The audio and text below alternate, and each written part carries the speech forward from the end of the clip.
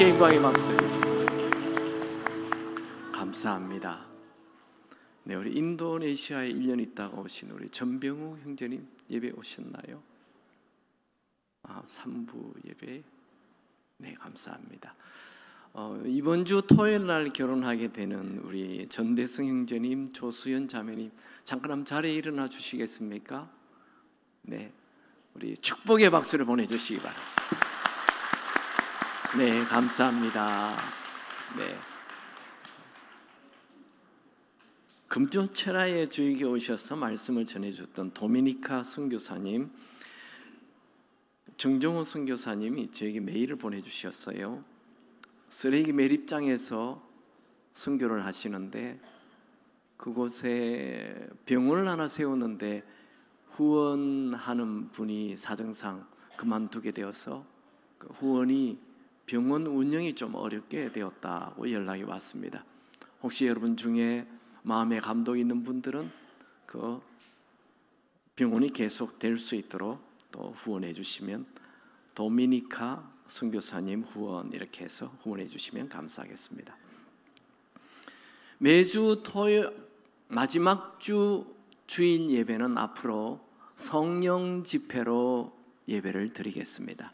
그래서 오늘 이제 6월 마지막 주인데 성령 집회의 시작으로 에스겔이 본 그 성전에서 흐르는 생수의 강 말씀을 나누지요. 말씀 제목은 나의 끝에 생수의 강이 흐르게 하라, 이런 제목으로 말씀 나누겠습니다. 한 분의 글을 읽습니다. 나는 개인적으로 누구나 부러워할 만 좋은 집안에서 오난 이녀 중 넷째로 태어났다. 할아버지는 모든 사람들이 아는 유명한 목사님이고, 아버지는 심리학 박사이고, 어머니는 유명한 기독교 작가였다. 그렇다고 율법적이거나 강압적인 분위기는 없었고 오히려 우리 집안은 늘 평온하고 언제나 즐거웠다. 그런데 나는 17살에 집에서 가출했다.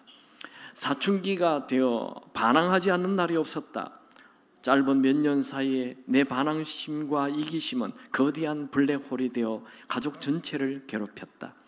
아무런 이유도 없이 거짓말을 하고 도가 지나친 행동을 하였다. 형제들에게 싸움을 걸었고 버릇없이 굴었고 남몰래 나쁜 짓을 했다. 급기야 모든 가족들의 인내의 한계에 도달했다. 결국 나는 집을 나왔고 곧바로 고등학교를 그만두었다. 당시 나는 집에서 벗어나는 것이 행운이라 생각했다. 처음 2년 동안은 친구들의 집을 전전하였다. 자질구레한 일들을 하며 푼돈을 벌어 내 마음대로 자유를 누리며 살았다. 나를 감시하는 부모님과 선생님이 사라졌으니 참 자유할 것이라고 생각했다. 그러나 실상은 내 생각과 반대였다. 내 삶은 방탕한 삶이 되었고 죄를 범해 감옥에도 들락날락하게 되었다. 나는 인생의 밑바닥에 떨어졌고 내 부모님을 지옥으로 밀어넣었다. 나는 내 생각과는 달리 조금도 행복하지 않았다. 외로움과 상실감이 점점 커져만 갔다. 여러분, 우리도 가끔 우리 인생 가장 밑바닥에 도달한 것 같은 그런 때가 있습니다. 모든 인간관계가 다 깨어졌을 때, 사업이 부도가 나서 돈이 하나도 없을 때, 건강에 문제가 생겨서 더 이상 치유가 되지 않는다고 말할 때, 내 힘으로 해결할 수 없는 문제가 사방에서 터질 때, 중독을 이겨낼 거라고 생각했는데 또 중독에 빠졌을 때, 여러분, 이 세상에 가장 낮은 곳이 어딜까요? 제일 이 세상의 밑바닥이 어딜까요? 이 세상의 최고 낮은 곳은 이스라엘에 있습니다. 이스라엘 사해 바다가 이 세상 가장 낮은 곳입니다. 해발 마이너스, 저게 동그랗게 쳐져 있는 저 바다가 해발 마이너스 430이에요. 여러분, 그냥 밑으로 100m만 해도 굉장히 깊죠? 그런데 밑으로 400m나 내려가요. 400m 내려가야 바다가 시작이 돼요. 그게 사해 바다예요. 그리고 이 사해 바다는 보통 바다보다는 이 염도가, 보통 바다는 염도가 3.5 정도인데 이 사해 바다의 염도는 34%예요. 그러니까 보통 바다의 소금보다는 10배예요. 그러니까 사람이 떠 있을 수 있어요. 거기 가면 수영을 못해도 누구든지 저렇게 떠서 책을 볼 수 있습니다. 가고 싶은 분 가세요. 나는 바다에 가기만 하면 잠긴다는 분은 사해 바다에 가면 됩니다. 아무리 몸무게가 무거워도 관계가 없습니다. 사해 바다 염도가 굉장히 높아요. 이스라엘에는 두 개의 광야가 있습니다. 보통 흔히 예루살렘 주변에 유대 땅에 볼 수 있는 광야, 유대 광야라 그래요. 그런데 유대 광야 더 밑에 내려가면 아라바 광야가 있어요. 이 아라바 광야는 아라바 사막이라고도 번역이 되고, 또 아라바라는 뜻은 낮다라는 뜻을 가지고 있습니다. 이 아라바 사막 옆에 사해 바다가 있습니다. 그러니까 세상에 가장 낮은 곳입니다. 이 사해 바다의 크기를 한번 보면요, 사해 바다는 이 남북으로 약 67km입니다. 그리고 동서로 18km 정도 되는, 이스라엘의 바다가 두 개인데 갈릴리 바다가 위에 있어요. 갈릴리 바다의 한 5배 정도 큽니다. 5배. 굉장히 큰 바다입니다. 근데 이게 지금은 이 북사해와 남사해로 구분이 됩니다. 원래 여기가 다 바다였는데 지금 여기 이제 자꾸만 물이 빠져서 좀 이렇게 나누어져요. 이 사해 바다, 사해 바다는 소금 덩어리입니다. 물이 너무 짜서 물고기 한 마리도 없어요. 그래서 사해라고, 죽은 바다라고 얘기하는 거예요. 성경에는 동해라고도 표현하고 있어요. 왜냐하면 이스라엘이 이쪽에 있잖아요. 이게 동해라고도 표현하고, 또 사해라고도 얘기하고, 여매라고도 얘기하고, 아라바 바다라고도 얘기합니다.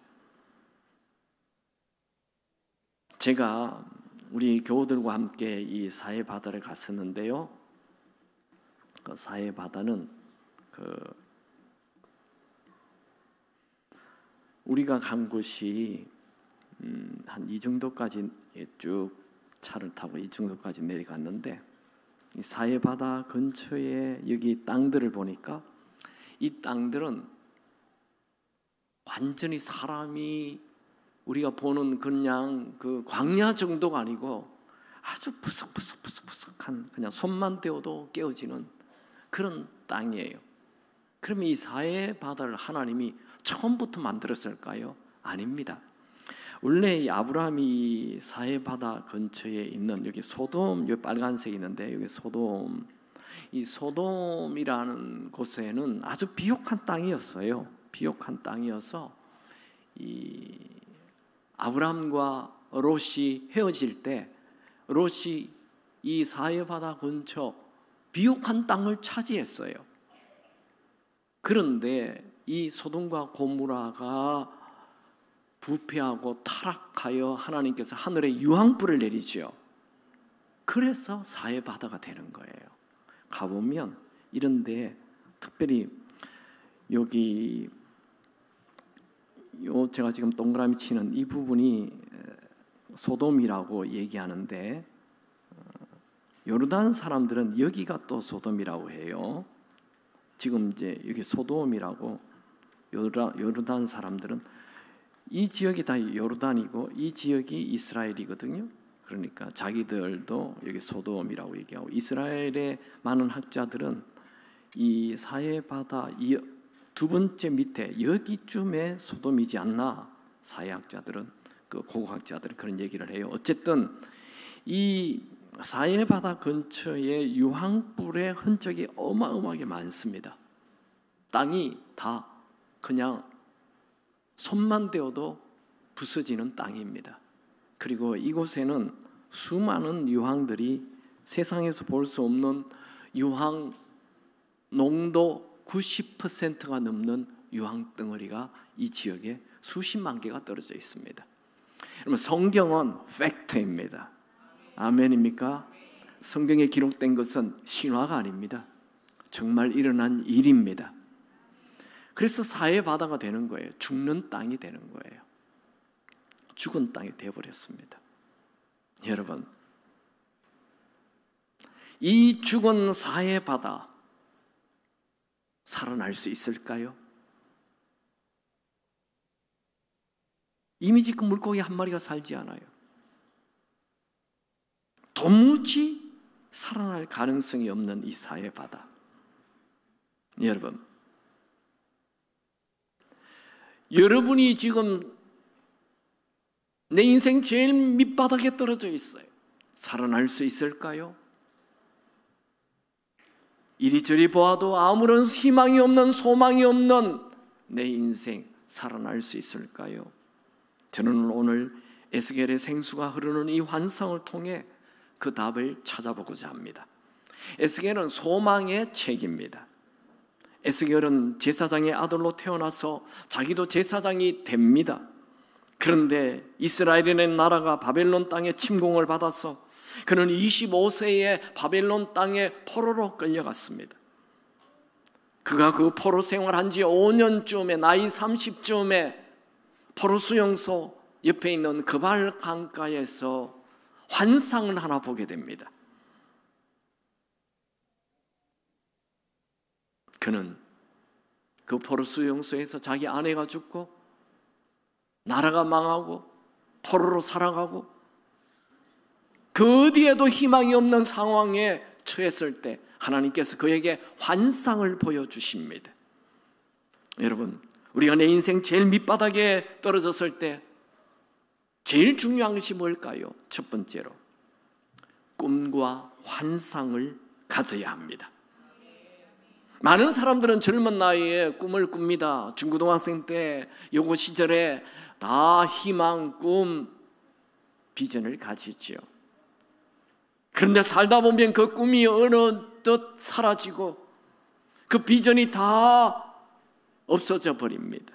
그저 대충 낙심하고 이렇게 저렇게 살아갑니다. 에스겔의 이름의 뜻은 하나님이 강하게 하신다라는 뜻을 가지고 있습니다. 그의 이름은 하나님께서 강하게 하신다인데 그의 실상을 쳐다보니, 환경을 보니 하나님이 자기를 강하게 하는 것이 아니라 하나님이 계시지 않는 것 같아요. 나라가 무너지고 아내가 죽고 포로로 살아가는 내일에 대한 아무런 희망이 없는 자신을 보니 하나님이 강하게 하시는 것이 하나님이 안 계시는 것 같았습니다. 그런데 하나님께서 그에게 환상을 보여주십니다. 같이 말씀 보죠. 1절 2절입니다. 다 같이 읽습니다. 시작. 그가 나를 데리고 성전 문에 이르시니 성전의 앞면이 동쪽을 향하였는데 그 문 지방 밑에서 물이 나와 동쪽으로 흐르다가 성전 오른쪽 제단 남쪽으로 흘러내리더라. 그가 또 나를 데리고 북문으로 나가서 바깥 길로 꺾어 동쪽을 향한 바깥 문에 이르시기로 본즉 물이 그 오른쪽에서 스며 나오더라. 하나님께서 에스겔에게 보여주는 환상은 성전 문 밑에서 그냥 물이 쬐끔 쫄쫄 스며 나오는 것을 보게 하셨습니다. 여러분, 우리에게 환상을 본다는 것은, 꿈을 가진다는 것은 처음에는 작게 시작할 수 있어요. 그 작은 꿈, 하나님께서 우리에게 초대교회를 시작할 때도 그냥 12명의 제자로 시작이 돼서 120명의 성도가 됩니다. 120명의 성도가 초대교회 시작이에요. 너무 초라하죠. 그런데 그 숫자가 3,000명이 되고 5,000명이 되고 나중에는 셀 수 없는 무리로 변해갑니다. 이스라엘이라는 한 민족은 아브라함으로 시작이 되는데 아브라함도 처음에는 아들 하나 없는 사람이었어요. 하나님께서 가나안 땅에 가면 내가 너로 큰 민족을 이루게 하리라 말씀하여서 아브라함은 아들은 하나도 없는데 말씀에 순종해서 가나안 땅에 갔어요. 가나안 땅에 갔더니 10년이 지나도 아들이 없었어요. 그래서 그는 낙심합니다. 절망합니다. 그럴 때 하나님께서 그를 장막에서 텐트에서 나오라 하더니 하늘의 별을 보라 그러죠. 하늘의 별을 봤어요. 처음에 서너 개 보였어요. 계속 보니까 20개, 30개 보여서 계속 보니까 100개도 넘어요. 계속 보니까 하늘의 별이 바다처럼 있는 거예요. 그래서 그걸 내 아들이 지금 한 명도 없지만 저렇게 수많은 하늘의 별처럼 내 아들이 민족이 큰 민족이 되겠다라는 것을 믿었어요. 그랬더니 하나님이 그를 의롭게 의인이라 불러줍니다. 여러분, 하나님은 여러분이 꿈을 가질 수 없는 상황에, 환상을 꿈꿀 수 없는 상황에 환상을 가지면 기뻐하십니다. 도무지 내가 이런 꿈을 꾼다고 해서 이루어지겠어 하지만 그 꿈을 가지는 것으로 하나님은 기뻐하십니다. 하나님은 믿음 위에 역사하십니다. 눈에 보이는 현실에 역사하는 분이 아니고 우리의 믿음에 역사하는 분이십니다. 그러니 우리는 꿈꿀 수 없는 상황에, 믿음을 가질 수 없는 상황에 꿈을 꾸고 믿음을 가져야 하는 것입니다. 이제 3절에서 5절 말씀 다 같이 읽습니다. 다 같이 읽죠. 그 사람이 손에 줄을 잡고 동쪽으로 나아가며 천척을 측량한 후에 내게 그 물을 건너게 하시니 물이 발목에 오르더니 다시 천척을 측량하고 내게 물을 건너게 하시니 물이 무릎에 오르고 다시 천척을 측량하고 내게 물을 건너게 하시니 물이 허리에 오르고 다시 천척을 측량하시니 물이 내가 건너지 못할 강이 된지라. 그 물이 가득하여 헤엄칠 만한 물이요 사람이 능히 건너지 못할 강이더라. 에스겔이 보는 환상은 성전에서 물이 흘러나와요. 처음에는 발목 정도, 그 다음에 무릎 정도, 그 다음에 허리 정도, 그 다음에 능히 건너지 못할 거대한 강이 되었어요. 처음에는 쫄쫄 흐르는 물이 작은 물로 시작하지만 거대한 강이 되는 환상을 본 것입니다. 여러분, 이 성전에서 쫄쫄 흘러나오는 물이 거대한 강이 되는 이 물이 뭘까요? 예수님은 자신의 몸을 성전이라고 말씀하였어요. 그러니까 예수님 몸에서 나오는 물이라는 거죠. 이스라엘 사람들에게 성전은 3개의 성전이 있어요. 첫 번째 만든 성전은 솔로몬이 지은 성전. 솔로몬이 돈이 많으니까 굉장히 큰 성전을 지었어요. 그런데 이 성전이 바벨론의 침공으로 완전히 없어져 버립니다. 그리고 바벨론 포로로 끌려갔던 사람들 중에 스룹바벨이라는 사람이 돌아와서 쬐끄만 성전을 하나 지어요. 왜요? 돈이 없으니까, 힘이 없으니까. 포로들이 무슨 돈이 있어요? 쬐끄만 스룹바벨 성전을 지었어요. 그리고 나중에 헬라가 이 세계를 지배하면서 이 스룹바벨이 지은 성전에다가 돼지를 잡고 우상 숭배를 해요. 그러니까 성전이 더럽혀져요. 그때 이스라엘 백성들의 마음이 굉장히 힘이 들었습니다. 그리고 신구약의 암흑기, 400년의 암흑기를 지내면서 헤롯이 유대 땅을 지배하는 왕이 됩니다. 그가 왕이 되어서 이스라엘을 지배하려고 하니 이스라엘 사람들의 마음을 얻어야 되겠는데 요 쬐끄만 이 스룹바벨 성전, 이 이방인들에게 더럽힘을 받은 이 성전, 이걸 확 허물고 헤롯 성전을 짓습니다. 세 번째, 이건 솔로몬 성전보다 더 크게 46년 동안 헤롯이 크게 지었어요. 근데 하나님께서 이 헤롯 성전을 바라보면, 예수님께서 이 헤롯 성전을 바라보면서 이 성전을 헐라 내가 사흘 만에 지으리라 이렇게 말씀하였어요. 그러니까 이스라엘 사람들이 깜짝 놀랐죠. 아니, 저 성전을 46년이나 지은 성전을 니까 짓게 뭐 3일 만에 허물고 다시 짓는다고 얘기하냐? 그렇게 얘기할 때 예수님은 저 헤롯 성전이 아니라 자기의 몸 성전을 얘기한 것이었습니다. 그래서 예수님은 예수님 말씀처럼 이 예수님 몸이 십자가에 죽으시고 3일 만에 다시 부활하신 것입니다. 예수님이 다시 부활하여서 예수님의 몸에서 흘러나오는 생수를 말씀하셨죠. 요한복음 7장 37절 39절 다 같이 읽습니다. 누구든지 목마르거든 내게로 와서 마시라. 나를 믿는 자는 성경의 이름과 같이 그 배에서 생수의 강이 흘러나리라 하시니 이는 그를 믿는 자들이 받을 성령을 가리켜 말씀하신 것이라. 그러니까 에스겔이 본 환상은 성전에서 흘러나오는 생수는 결국 예수님의 십자가에 죽으시고 부활하심으로 부어주시는 성령의 생수를 말씀하는 것입니다. 에스겔은 팔레스틴 땅의 사람, 이스라엘 사람이기 때문에 물이 얼마나 귀한지 너무 잘 알아요.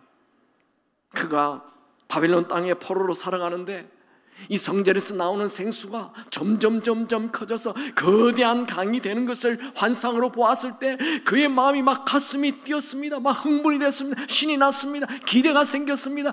꿈이 생긴 거예요. 희망이 생긴 거예요. 여러분들은 무슨 꿈을 꿔야 막 가슴이 뛰고 막 그냥 돼지 꿈입니까? 뭐 이렇게 보석이 막 그냥 손에 잡히는 그런 꿈입니까? 에스겔은 이 환상을 보자 가슴이 뛰었습니다. 기대가 생겼습니다.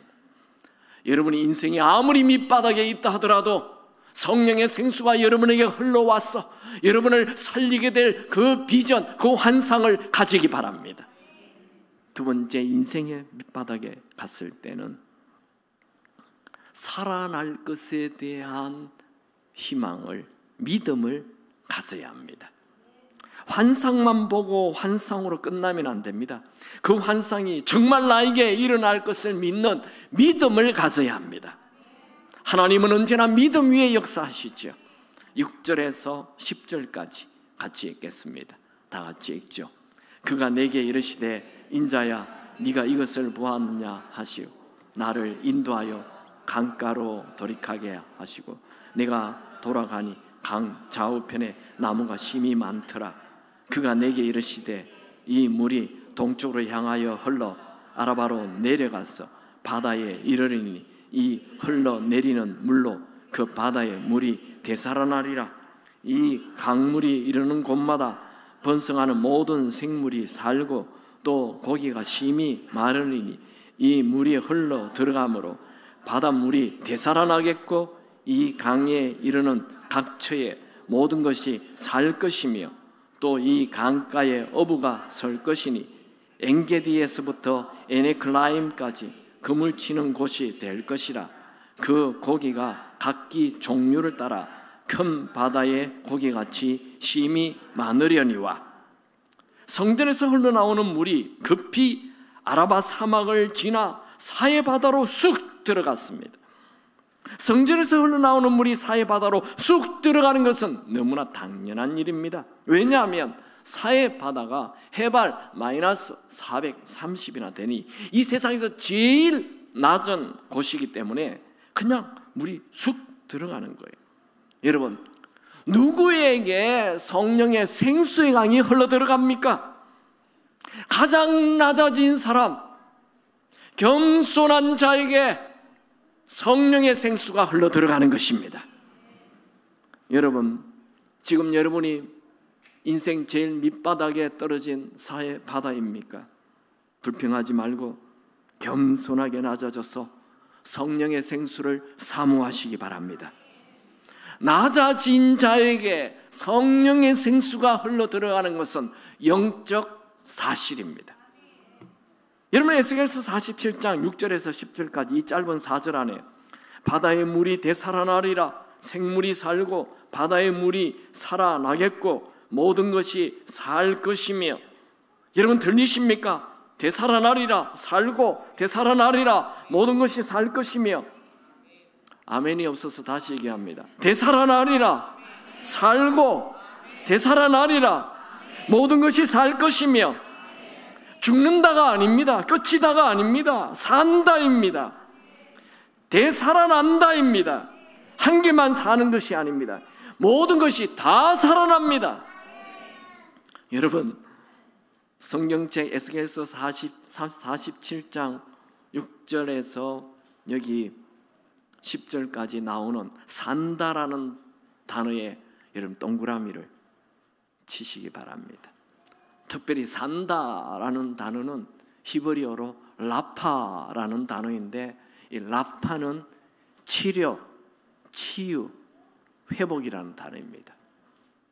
여러분, 오늘 성령의 생수가 여러분에게 흘러 들어가서 모든 질병이 치유되기 바랍니다.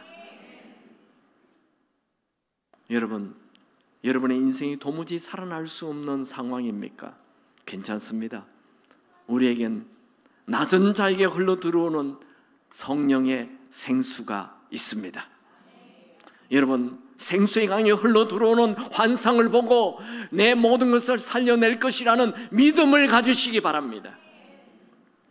윌치만니의 이 얘기는 굉장히 알려진 얘기입니다. 윌치만니가 중국 땅에서 복음을 전하다가 굉장히 큰 어려움에 봉착합니다. 그래서 잠을 자는데 꿈에 자기가 타고 가고 있는 배가 암초에 탁 걸린 거예요. 그래서 그는 꿈속에서 하나님, 이 암초를 제거하여 주십시오 라고 외쳤습니다. 그럴 때 하나님께서 말씀하시기를, 윌치만니, 내가 이 암초를 제거해 주랴, 아니면 이 물의 수위를 높여 주랴. 그때 그는 순간 깨닫습니다. 맞아, 암초는 제거해도 또 암초가 나타나지. 아예 수위를 높여주면 암초와 상관없이 쑥 지나가게 되잖아. 하나님, 수위를 높여주십시오. 여러분 인생에 나타난 문제, 하나님 이 문제 저 문제 해결해 주십시오가 아니라, 여러분이 성령의 생수가 흘러 이 모든 문제를 쑥 지나가는 인생 되기 바랍니다.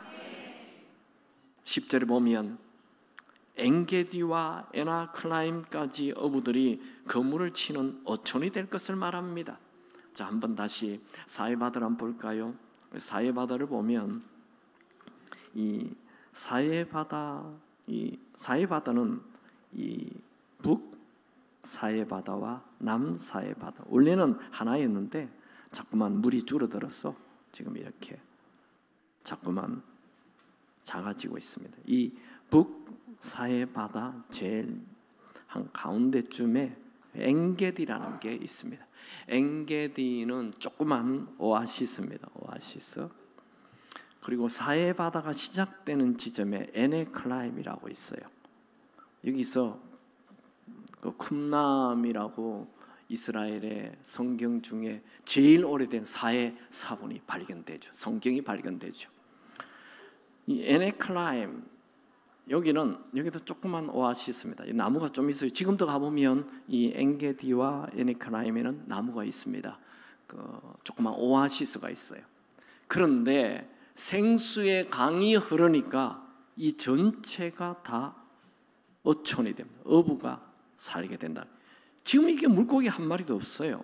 그런데 생수의 강이 흐르니 여기에 있는 모든 강이 살아나요. 물고기가 가득해서 이 엔게디와 에네클라임 전체가 어촌이 되는 그런 일이 일어나는 것입니다. 여러분의 힘으로 겨우 살아가는, 입에 풀칠만 하는 정도의, 겨우 여기 뭐 나무 조금 있는 오아시스 정도가 아니라, 풀칠만 하는 인생이 아니라 거대한 축복의 통로가 되는 삶이 되기 바랍니다. 성령의 생수가 흐르면 이 죽은 바다가 살아나서 모든 것을 다 살립니다. 여러분의 죽은 몸이 살아나기 바랍니다. 여러분의 죽은 인간관계가 살아나기 바랍니다. 여러분의 죽은 사업이 살아나기 바랍니다. 여러분, 누가 죽은 사해바다를 살려내겠습니까? 조그만 우물 살려내는 게 아닙니다. 조그만 시냇가를 살려내는 거 아닙니다. 조그만 강을 살려내는 것이 아닙니다. 큰 바다를 살려내는 거예요. 성령님은 죽은 지 아무리 오래된 큰 바다도 살려내십니다. 이렇게 10절까지 신나는 말씀이 나오다가 11절에 조금 이상한 말씀이 나옵니다. 11절 다 같이 읽을까요? 그 짐벌과 갯벌은 되살아나지 못하고 소금 땅이 될 것이며. 아니, 죽은 사해바다까지 살려내는 이 어마어마한 강이 지금 흐르고 있는데 짐벌과 갯벌은 살아나지 못해요. 왜요? 짐벌이라는 것은 진흙이 이렇게 모여 있는 곳, 짐벌, 뻘구덩이를 얘기하고, 갯벌은 물이 조금 모이는 물 웅덩이를 얘기해요. 그러니까 이 짐벌과 갯벌은 우리 힘으로 인생 살 수 있다 이거예요. 그까짓 거 성령의 생수 뭐 필요하냐 하며 거대한 성령의 생수가 오는데 거절해요. 난 이거로 충분히 먹고 살아. 그런 땅은 소금 땅이 되는 거예요. 소금 땅은 나무 한 그루 자랄 수 없습니다. 소금 땅은 곡식을 키울 수가 없습니다. 성령의 생수를 거절하는 사람, 싫어하는 사람, 교회 안에도 많이 있어요. 교회 말씀은 좋아하는데 성령은 싫다 이거예요. 나 예수님도 좋은데, 하나님도 좋은데 성령은 싫어. 이런 분들 있어요. 여러분, 이 기독교의 부흥은 성령이 임할 때 언제나 일어났습니다. 성령을 거절하는 나라는 모든 기독교가 다 축소되고 흔적도 없이 사라집니다. 지금도 똑같습니다. 여러분, 난 교회만 다니면 되지. 아닙니다. 매일매일 성령의 도움을 구해야 합니다. 매일매일 성령으로 충만해야 합니다. 우리는 성령 없이 살 수 없습니다. 오늘 내 생각에 사로잡혀 교회만 왔다 갔다 하는 정도로 만족하며 사는 사람, 그 사람은 자기도 알잖아요. 늘 염려, 근심, 걱정 속에 살아가는 초라한 인생이라는 것을 알잖아요. 여러분, 그런 삶을 버리고 성령의 생수가 터지는 초자연적인 삶을 사시길 축원합니다. 오늘 여러분이 성령을 모르거나 성령을 거부하는 분은 아무도 없게 되기 바랍니다. 오늘 우리 교회 예배 참석한 모든 분들이 성령을 환영하시고 성령을 사모하시기 바랍니다. 12절 말씀 보겠습니다. 다 같이 읽죠. 강 좌우 가에는 각종 먹을 과실 나무가 자라서 그 잎이 시들지 아니하며 열매가 끊이지 아니하고 달마다 새 열매를 맺으리니 그 물이 성소를 통하여 나옴이라. 그 열매는 먹을 만하고 그 잎사귀는 약재료가 되리라. 강 좌우에 있는 모든 나무들이 열매를 맺는데 그 열매는 먹을 수 있는 유실수라는 것입니다. 그 실과는 끊이지 않고 날마다 열매를 맺고 달마다 열매를 맺습니다. 그 이유는 그 물이 성소에서 흘러나오는 성령의 생수이기 때문입니다. 여러분, 예수님이 보내주신 이 성령님이 여러분에게 흘러, 성령의 생수가 흘러 날마다 열매가 열리고 달마다 열매가 열리게 되기 바랍니다. 지루한 열매가 아닙니다. 익숙한 열매가 아닙니다. 오래된 썩은 열매가 아닙니다. 날마다 새로운 열매를 맺게 되는 것입니다. 이것이 성령과 동행하는 삶입니다. 하루하루 사는 게 신납니다. 매일 기대가 있습니다. 지루하고 익숙한 삶이 아닙니다. 그러므로 우리는 매일매일 성령으로 충만해야 합니다. 날마다 성령을 초청하시고 끊임없이 성령의 생수가 여러분에게 흐르게 되기 바랍니다. 에스겔서 47장에 나오는 성령의 생수는 계속 흐르는 이 현재형을 쓰고 있어요. 한 번 흐르는 것으로 끝내면 안 됩니다. 여러분 중에 나 옛날 처음 예수 믿을 때 나도 성령 충만, 한때 성령 충만했어, 이런 얘기 하지 않기 바랍니다. 오늘 지금 성령 충만하시기 바랍니다. 12절에 그 잎사귀조차도 약재료가 된다 말했습니다. 성령과 동행하는 삶은 삶 자체가 모든 주변 사람들에게 약이 되는, 치유를 주는 삶이 된다는 것이죠.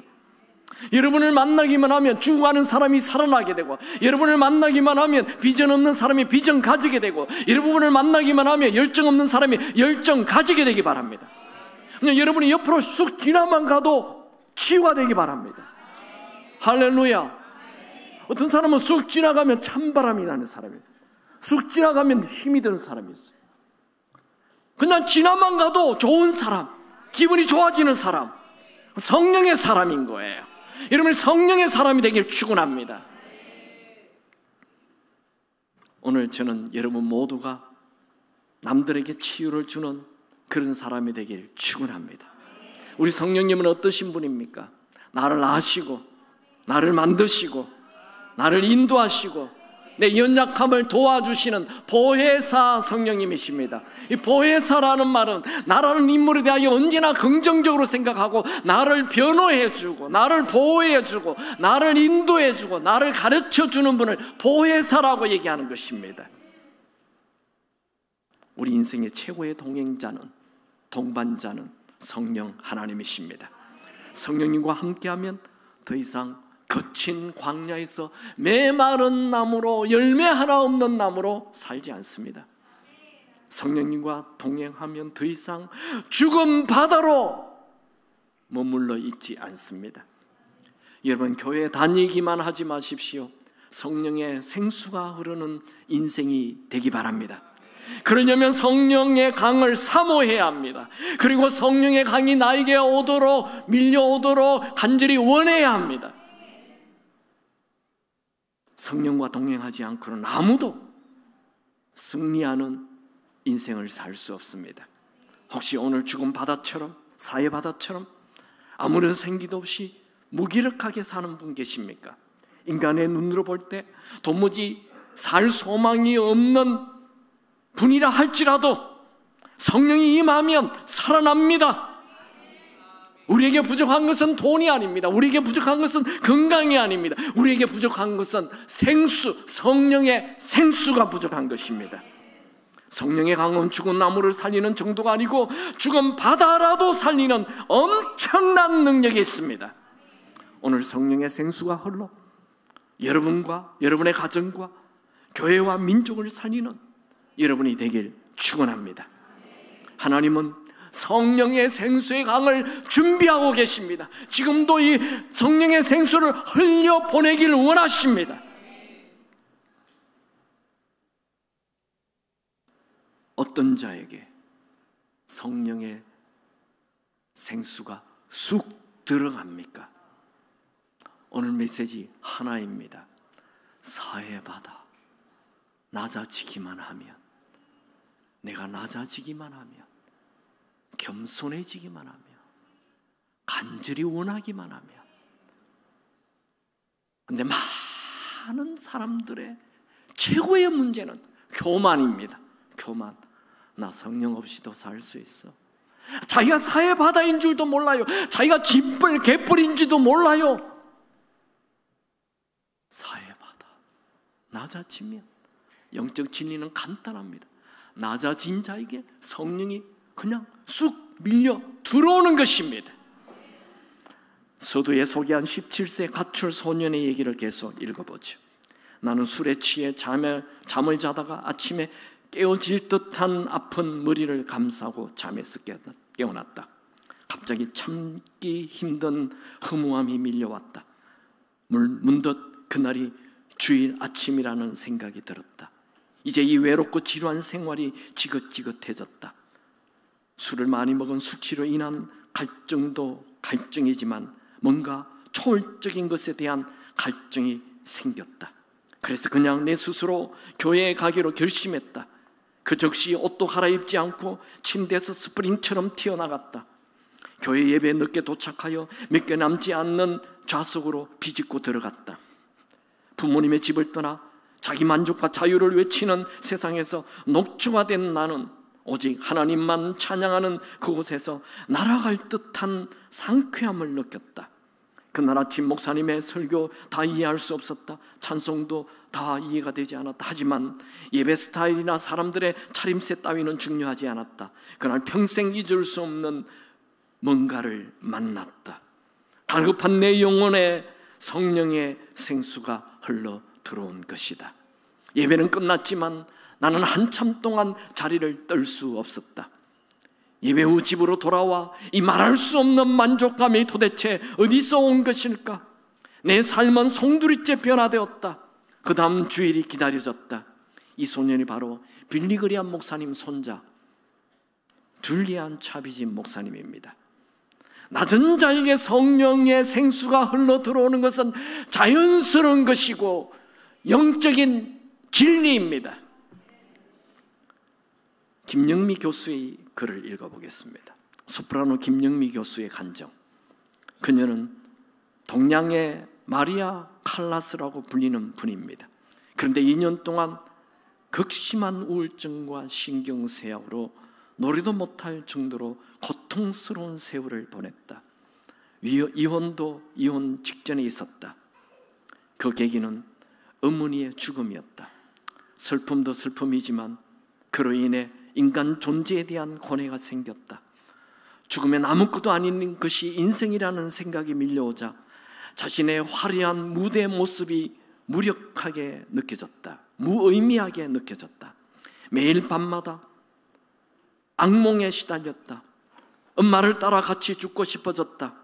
그러던 어느 날 이러다 정말 모든 게 끝나는 것 아닌가라는 절망이 밀려오자 아픈 몸을 질질 끌고 갈급한 심정으로 교회에 갔다. 4대째 내려오는 믿음의 가정이었지만 예배를 등한히 하고 형식적인 신앙생활만 한 것을 회개하고 간절히 하나님을 구했다. 그때 너는 두려워하지 말라. 내가 너를 구속하였고 내가 너를 지명하여 불렀나니 너는 내 것이라는 말씀이 떠올랐다. 그녀는 간절한 마음으로 아멘으로 받아들였다. 바로 그 시간에 성령님이 만져주셨다. 처음에는 마음속에 작은 평안이 솟아나는 것 같았는데 그 평안이 온 영혼을, 온 마음을 가득 채웠다. 성령 충만을 체험한 것이다. 모태신앙이지만 성령에 대한 것에 대한 아무런 경험도 없다가 그날 성령의 임재를 체험한 것이다. 그 후 온전히 치유되어 찬양 사역자로 섬기고 있다. 여러분, 누가 성령 충만함을 받습니까? 낮아지면 됩니다. 겸손해지면 됩니다. 그 성령님을 간절히 원하면 됩니다. 여러분, 하나님은 여러분이 회복되길 원하십니다. 계속 사막에 머물러 있지 마십시오. 계속 죽은 바다로 살지 마십시오. 계속 열매 없는 마른 가지로 살지 마십시오.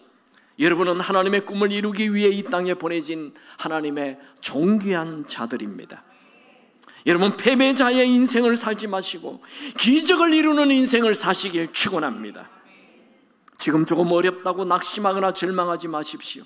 시편 30편 5절, 그의 노염은 잠깐이요 그의 은총은 평생이로다. 하나님은 여러분에게 은총, 은혜를 베풀어 주길 원하십니다. 하나님의 은혜는 멈추지 않습니다. 하나님의 은혜는 늘 있습니다. 지금도 생수의 강은 흐르고 있습니다.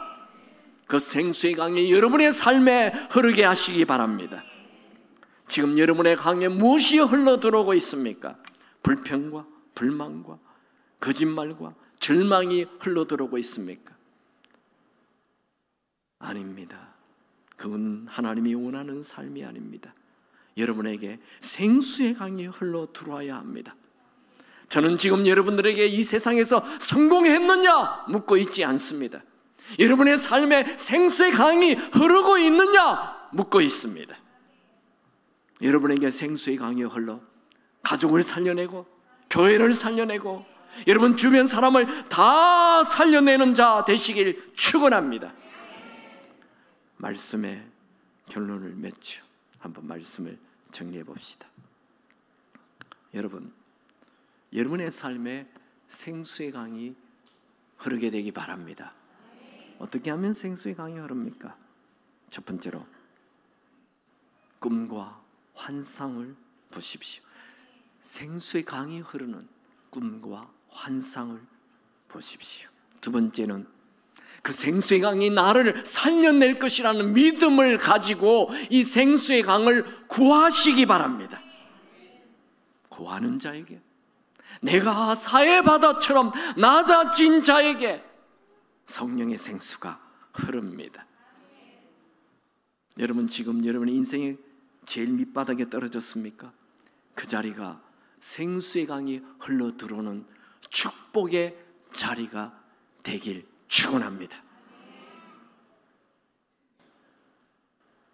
성령님은 살리는 영입니다. 성령의 생수는 모든 죽어가는 것을 살립니다. 하나님은 여러분을 살리길 원하십니다. 한번 복창합시다. 내가 기적의 맨 앞자리에 있다. 한 번 더 복창합시다. 내가 기적의 맨 앞자리에 있다. 낮아지면 겸손해지면 간절히 원하면 앞으로 한 10일 후에 이제 우리 교회에 부흥회가 있습니다. 이 부흥회에 여러분이 제일 앞자리에서 은혜 받기 바랍니다. 그러려면 지금부터 마음이 낮아져야 돼요. 겸손해져야 돼요. 그리고 사모해야 돼요. 원해야 돼요. 나는 성령의 생수를 원합니다. 오늘 강력한 메시지 딱 하나입니다. 성령의 생수는 낮은 곳을 향하여 흘러갑니다. 사해 바다, 이 세상이 제일 낮은 곳. 오늘 내가 이 세상에서 가장 낮은 자 되기를 축원합니다. 교만은 나를 죽입니다. 이 교만의 마음을 버려야 합니다. 나는 성령의 생수 없이 못 삽니다. 내가 이 세상에 제일 낮은 자입니다. 낮아지십시오. 사해의 생수의 강 흘러 들어갈 것입니다.